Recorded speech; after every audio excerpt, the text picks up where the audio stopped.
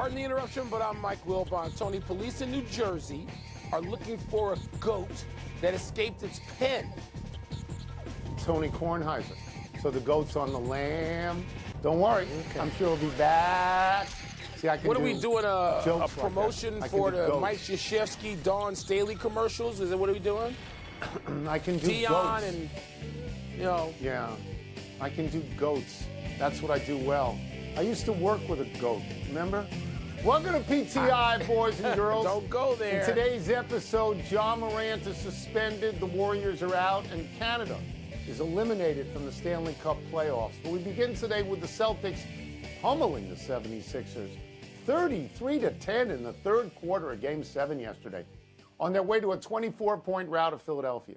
Jason Tatum had 51 points for the Celtics, while MVP Joel Embiid and James Harden combined for just 24 points on 8 of 29 shooting.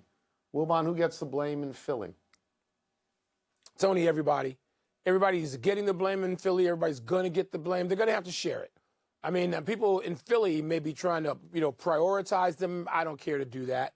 There's enough blame to go around. I don't even know where it's going to start. For me, in this league, it starts with the players. It's a players' league. And you got two guys with MVP trophies, James Harden and Joel Embiid, in that order chronologically, and my dear friend, Doc Rivers, who you like very, very much as well for a period of decades. Doc's going to get a lot of blame. And they have to share it, Tone. There's no running from it. You can't run from it in Philadelphia anyway. When you have the kinds of games that Embiid and Harden had. Tony, Harden, who used to shoot the ball every time he touched it, now gets within 4 feet of the rim and is looking for a three-point shooter to dish it to with the clock running down. What? I mean, it's not James Harden, even though he had two huge games. The other times, I'm wondering what he's doing, and Embiid, who I voted for MVP, just disappears for long stretches, and he's too good for that. And Al Horford owns him. He's in his head. And and I've been reading the Philly papers trying to figure out where it is they're pinning specific things on Doc Rivers about not adjusting and not having the team ready in their various points of view. But the blame's going to fall on all three of them. Yeah, so let me go to Harden and Embiid first because, as you say, they have been MVPs in the league. Harden, 2 of the games that Philadelphia won in this series, Harden scored 45 and 42. And then you tell me in a Game 7, he takes 11 shots? What? Yeah. 3 for 11? 11 shots? We have seen him choke in the playoffs before. But if you're capable of scoring 45 points, you cannot take 11 shots in a game. You're killing the team. Now we go to Embiid, who, as you say, you voted for MVP. Embiid is great. He's very yappy when it's going well. He does this to the crowd in Philadelphia all the time. Come on, cheer me, applaud me. You love me, don't you? Well, here are his numbers in a Game 7. 5 of 18. And as you say, Al Horford ate him up at least 2 games in this series. Killed him. 4 rebounds through 3 quarters. 4. He's now 0-3 in Game 7s leading to conference finals. And he actually said, this is a direct quote, "You can't win alone. I can't win alone. Me and James, we just can't win alone." So are you blaming Tyrese Maxey and Tobias Harris? Because that's what it sounds like. You're the MVP, and you came up small. You came up small. I love Doc Rivers. I'm glad Doc won a ring with the Celtics, because since then, it is a debacle. Okay, there's Doc's records. Come on, Mike. 17 and 33 in potential series-clinching games. 0-10 in his last 10 games to get to a conference final, and 5 straight Game 7 losses. I can't imagine that he will be back next year. Someone will hire him because he's great. He's a wonderful person. He's a wonderful coach. But that's where the blame's going to fall, because those are the 3 biggest heads, on the shelf. They are. Tony, I'm not going to sit here and say it's unfair. I can't see – it's hard to see anybody but Embiid sort of back in Philly again with the volume that I seemed to sense last night and this morning. Let's move to the West, where the Lakers have sent the defending champs out of the playoffs and into an offseason of big decisions. Steph Curry's 35 years old now, and Klay Thompson and Draymond Green are both 33. Many had figured the Warriors would move on from Draymond, but Tim Kawakami, Northwestern Zone of The Athletic, says he thinks young Jordan Poole or Jonathan Kuminga could be swapped out instead. Tony, would it even make sense for the Warriors to try to run it back with their vets. So if you think that Draymond Green comes back, and so the core is together, Green and Curry and Thompson, albeit a year older.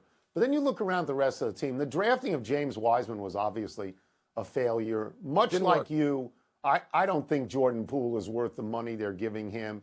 And Andrew Wiggins, something is going on in his life. He missed a lot of games. So Yeah, he moving did. forward, do we think that he is dependable? I'm not sure about that. It looks pretty good on paper. And they had the great moment when they went to Sacramento and they won on the road. But to be fair, Sacramento hadn't been in the playoffs in 17 years. And then they lost to the Lakers, a team that needed to get into the main draw through the play-in game. So, Mike, I just don't think Golden State is scary anymore. I think they're in a large pack of teams that are chasing Denver. Yeah, Tony, I agree with you completely. I don't see running it back as working. It worked for a long time. It was great. I'm in personal mourning. I get springtime trips to Northern California, San Francisco, and Oakland every year since 2013. The last time I think the Warriors weren't even relevant. In 14, I think they lost that 7-game series famously to Doc Rivers and the Clippers. But nonetheless, Tony, it moves on. And they're great young players in the league now like Jokic, and they're ready. They're ready. Yeah. And there are teams out there that seem better suited and better situated because they've got draft picks that did work, and they signed free agents. They attracted people that worked. And the Warriors don't know if Bob Myers, the architect, is going to be back, and he's been great. And so I root personally for the Warriors and their success. I just do. I like the people, the place, Steve Kerr, Bob Myers, a couple of the owners that I know. I root for them. But, Tone, I don't see it anymore. It moves on from everybody. It moved on from Bird and the Celtics, from Magic and the Lakers, from Michael and the Bulls, from the Bad Boy Pistons, and from Kobe and Shaq. It moves on, and I think it is. I think it is. If you don't make trades, and give up some people with real ability, you just wither. That's the way it works. Yes, John Morant yes. has been suspended from all activities with the Memphis Grizzlies by the team after yet another video surfaced on social media of Morant holding a gun. The league says it is aware of this and is gathering information. Wilbon, your thoughts on what happened and where that might lead? Tony, it's just sad. It's sad to me on every level. And starting with this young man, he's very young, whatever he is, 23, 24. And his defiance, this is defiance. This is not he doesn't get it. No, he gets it. He doesn't give a damn. That's the problem. And Tony, just in talking to people who are in security and law enforcement and people who are in now, have retired from those professions, and they're involved in sports and looking after people and investigating and doing everything they can, in most cases, to protect and serve. I've talked to several people, and they've said, you can be surprised if you want. We're not surprised. They're not surprised. They know what goes on. They know the stuff we don't know. I heard Kendrick Perkins today, and it was just arresting, because Kendrick Perkins is a guy who has had their ear. And it said to John, his dad, hey, here's some things I think. You ask me, I'm going to tell you, here's what I think you got to do. You got to avoid how this has to play out. They're not listening. They're not paying attention to Kendrick Perkins. And people can say, oh, they don't have any mentors. Yeah, he does. He doesn't give a damn. And so there needs to be a suspension of undetermined time until the league can figure out what the hell this kid is doing and what he's going to do next, if they can figure that out. But, Tony, it needs to be a long one. And if that means a season or more, then so be it. So I don't know John Morant at all. I can tell he's a fabulous player. I am informed by the stories in our old paper, the Washington Post, over a couple of months about his very troubling behavior. Incidents of altercations in department stores, incidents of altercations at his house with people who are guests at his house, incidents with guns. Never ends well with guns. Never ends. No. So what happens is he understands this, and he goes to counseling. He comes out of counseling. He says, I get it. It's my fault. I'm going to change. Can't have this anymore. It's completely on me. He says all the right things. Even after they were eliminated from the playoffs, he says, I understand that my off-court activities probably seeped into the team ethos, and I'm sorry for that. And then he goes on ESPN and he tells Jalen Rose, and I want to get the quote right, that's not who I am. Well, that is who you are. That is exactly who you are. Because you have done this again. I can't imagine that the NBA at large, from the commissioner's office, can allow Memphis to impose a penalty. This is a league matter now. This is a star player throughout the league. You can't sell these games to the general public if people are running around with guns. I agree with you. It's not going to be another 8 games. There's going to have to be something of great significance, as it was with Gilbert Arenas, who was shortly thereafter out. Let's take a break. Coming up, what does the NHL lose with the Maple Leafs and Oilers knocked out of the playoffs? And how should the Padres feel about getting swept by their rival, the Dodgers? Yeah, Tony, not to mention the part where he's throwing away hundreds of millions of dollars. That's right. And he's not stupid. He's not. There's intellect there. He's a fool, but he's not stupid. Drink deals. Yeah. What do we... Trying to find out what's popping with the populace. That's a good line. I wonder who wrote that. Wasn't me. Let me see the first one. Mail time! Put on my glasses to read it. What does the NHL lose with the last 2 Canadian teams going out of the playoffs? Well, for one, they lose probably the guy a lot of people think is the best player in the league, and Connor McDavid. You don't get to see him. You don't get to see Draisaitl, who's one of the top 5, even though he didn't score at all in like the last 4 games after starting explosively. So, Tony, you lose Canada. Most importantly, you lose Canada. And I've been in Canada a couple of times in the last few summers, springs, when you don't have a Canadian team in, and it's just sad. It's their sport. It's not our primary sport. And I was hoping that Toronto or Edmonton or both, that's what I was hoping, would be deep in the playoffs, conference finals or finals, and that ain't going to happen, and it's sad. So I think you lose a certain amount of romanticism. There is a romantic notion that Canadian teams should win because it is the national sport of Canada. But let's be fair here.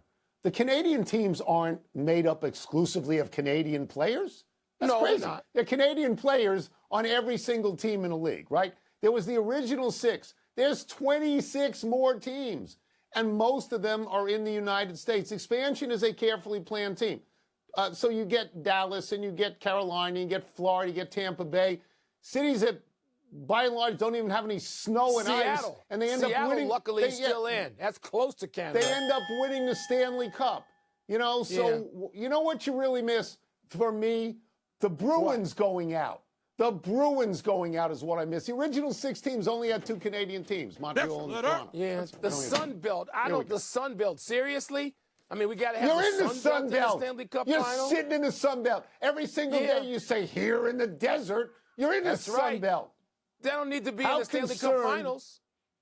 How concerned they're not? Don't worry about it. How concerned should the Padres be about getting swept by the Dodgers? Not as much as they might have been a year ago, because they hadn't beaten and eliminated the Dodgers, which they did last year in the playoffs. So, it's too early. It's too early to be all that concerned. And I know the Padres, first of all, they spend so much money. I mean, they're in Yankeeville. I'm not even sure who spends more money right now, the Yankees or the Padres, in terms of salary. But it's too early to get concerned, because you don't feel like they own you. This is not anymore like the Packers and the Bears. The Padres got out from under that, at least temporarily, by winning in the postseason, and there's a long summer to go. So first of all, the Dodgers are a really good team. Okay, don't make it seem like you got swept by some last place team. Now, you have spent a lot of money if you're San Diego, and you're 19 and 22, I think. The Mets have spent more money. They're 20 and 21. Money alone doesn't do it.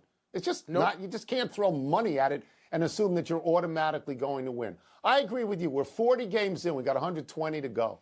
Nothing is set in stone at this point. If this happened in September, I would be a little bit more concerned. But the Dodgers, last 8 years in baseball, have the best record. I just want to get back to the notion that you don't think the Sun Belt should have any hockey teams. You've Get spent out. your life in the Sun Belt. Get What do out. you- They you don't need want- one either. You think they need a team here in Arizona where it's playing at a high school rink that draws 5,000? You may not be paying attention, but I am. And I'm from an No, I'm original not. 6 city, and I go You know to why? games and pay my way into playoff games when they're actually in it, okay? I'm not know out here you're in not. the desert. I'm here That's on all right. I-95. You should be. Enough You ought to email. be. Let's take one last break. Still to come. The Suns say see ya to Monty Williams. Kicked him out of the Sun Belt. And we've got a Yeah. Game 7 in the NHL, the aforementioned NHL, tonight. You're always mentioning all these cities you go to, like you're a world traveler. You go to Toronto for basketball playoffs. That's Yeah. what you're there for, right? Basketball playoffs. Yeah, but I'd take a side trip to Montreal to watch the Canadiens. All right.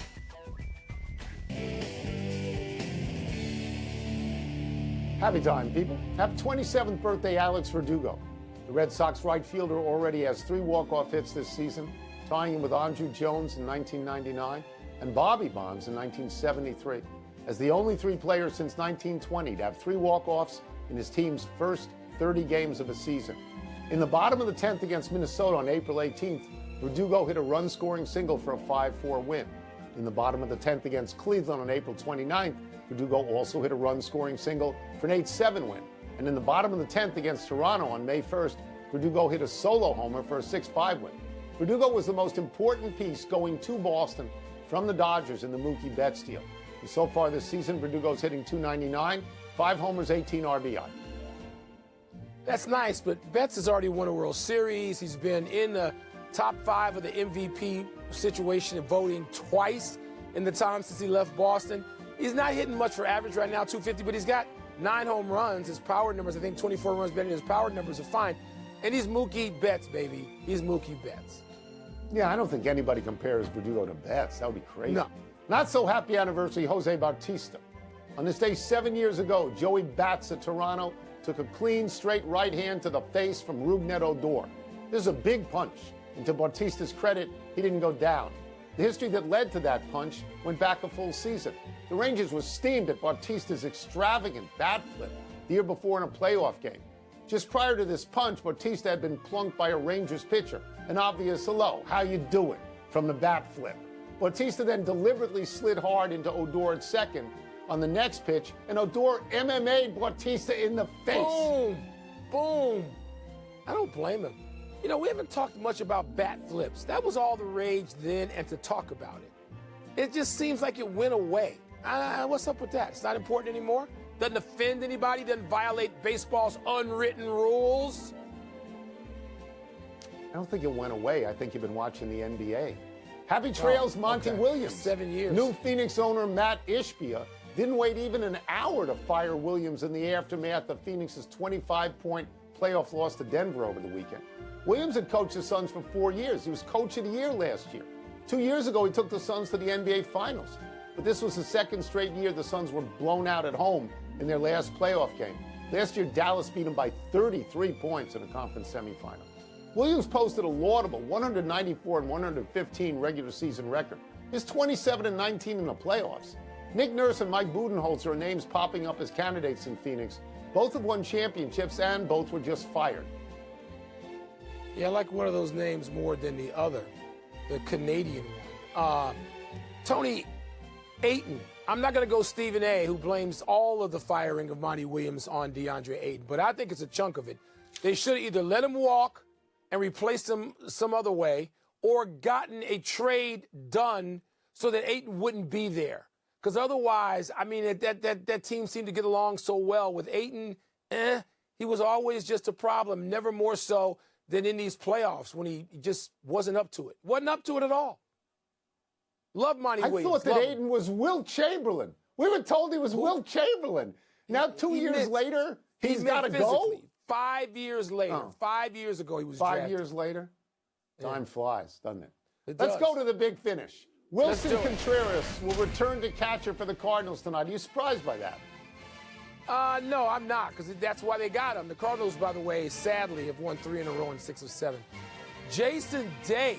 You're always taking shots at. I like Jason Day. Shot 62 on Sunday to win the Byron Nelson for his first victory in 5 years. Please tell me you're impressed.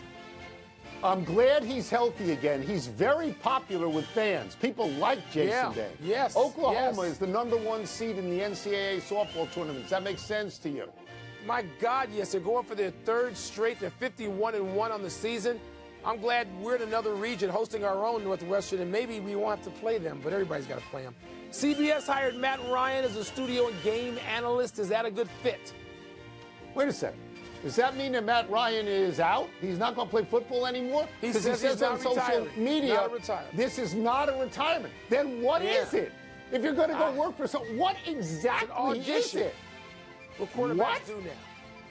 Last one, Kraken. You're cracking at the Stars in Game 7 tonight. Who you got? I'm rooting for the team closest to Canada. So I'm rooting for the Kraken and not for anybody else from the Sun Belt. You got that, Mr. I-95? Kraken's not in the Sun Belt. Not Seattle, not No. yet. We're out of time. We'll try and do better the next time. Shout out to the baseball team at St. John's College High School in D.C. Oh, wow. I'm Mike Wilbon. Same time tomorrow, Knuckleheads. You can get the PTI podcast on the ESPN app or Apple Podcasts. And now, SportsCenter. All right, Wilbon. Do the Heat have any chance to upset the Celtics? Yes, if anybody was paying attention last year, they would know that. Yes, these two played a year ago in the Eastern Conference Finals, and it went down to the final seconds of the game. Jimmy Butler, who was great in that series too, missed a three-pointer. I mean, he might have gone to the basket for the tie. People thought he should have done that. I understood him shooting the three to go for the win. 16 seconds left, so it would have been going for the lead. Tony, I mean, those teams traded with like impressive victories, losses. They traded games in that series. It was incredible. If you got Jimmy Butler, you got a chance. I understand Jason Tatum's probably the best player on the floor, but Jimmy Butler is the guy in the playoffs I want. And you got Spo, and you got still just the specter of Pat Riley just being in the building is still great. And I know that not having Victor Oladipo and Tyler Hero leads some people to say, well, Boston's got a great advantage. I don't think Boston has a great advantage. I think Boston has a slight advantage, and I think this will be a hell of a series. So I'll advocate a little bit for Miami now. Miami's a very good playoff team. Jimmy Butler is a great playoff player, as you have said many times. Eric Spoelstra, the last time I checked, had 2 rings. Anybody coaching the Celtics at the moment have 2 rings? I don't think so. No. I don't think they have any rings. Right. But I had our great friend Bob Ryan on my podcast today, just after you were on the podcast. And Bob knows basketball as well as anybody. And Bob's feeling about this is that the Celtics have the most talent left in the playoffs, that if they play to their potential, they are the best team in the playoffs. So he's counting this series and then potentially the next series. So with that regard, I'll go with that. And I would say that, of course, Miami has a chance, but the Celtics are and should be the favorites in this series. Yes, they are. They are. They're the favorites. Should be a good series. And just so we have it, did you talk about any hockey stuff with Bob? Just as long as he knows it's Gretzky. As long as he knows it's Gretzky, not Orr. The great Bob Ryan. We both love him. We didn't go that. We talked about the Bruins and the sadness that envelops New England, that the sadness that has been lifted by the fact that the Celtics won Game 7. Yeah. Yeah, they could have used Orr even now. That's it. We're done. Back to you. Sorry, Bob.